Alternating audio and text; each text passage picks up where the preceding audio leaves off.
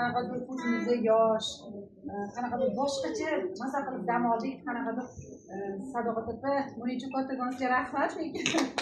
Hamisha men Sadoqat kelganda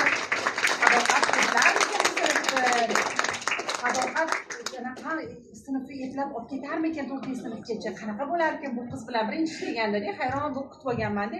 Lekin rosa o'zini ustida ishlaydigan, ijodkor o'qituvchi bo'lib chiqdi-da. Men har bitta darsga kirib anaqa 4 sinfda ayniqsa ko'proq kirdim bular sinfiga. Shunaqa yengilliklarni olib chiqardim, o'qituvchilar xonasiga kirib, ustozlar, mana shu 4-ga sinfga kiringlar, bolalarni ko'ringlar, sizlar o'qituvchini metod bilan tanishinglar, qanaqadir maza qilib chiqasizlar, nimadir yengillikni o'rganib chiqasizlar deb ko'pincha o'qituvchilar xonasiga kirib, o'qituvchilarga bu sinfni rosa maqtardim deb. Haqiqatdan bolalar aytgandek, 4-sinfi bizning maktabda birinchi nimalarda turadi, o'rinlarda. Tarbiyasida ham, tartibida ham, har taraflama bilimida ham. Yaqinda olimpiada o'tkazdik, eshitgan bo'lsangiz kerak, bolajonlardan bilgan bo'lsangiz kerak. Haqiqatdan bularning balligi yuqori. Keyin har xil maktabda ko'rik-tanlov, devoriy gazeta bo'yicha, masalan, ularni sizlar bilasizlar menimcha, chunki sizlar yordam berasizlar bu narsaga mablag' jihatdan.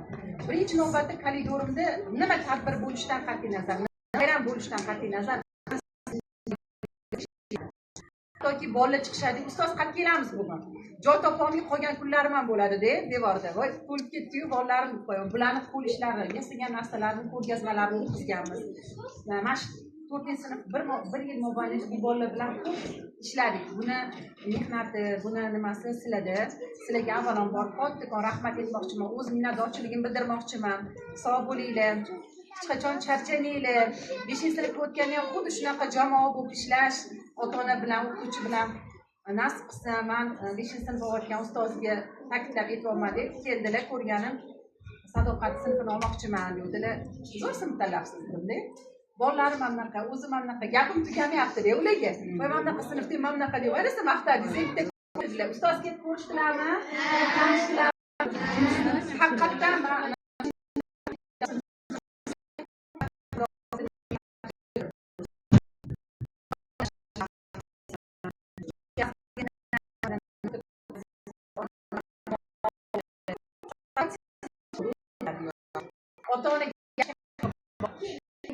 o'qituvchini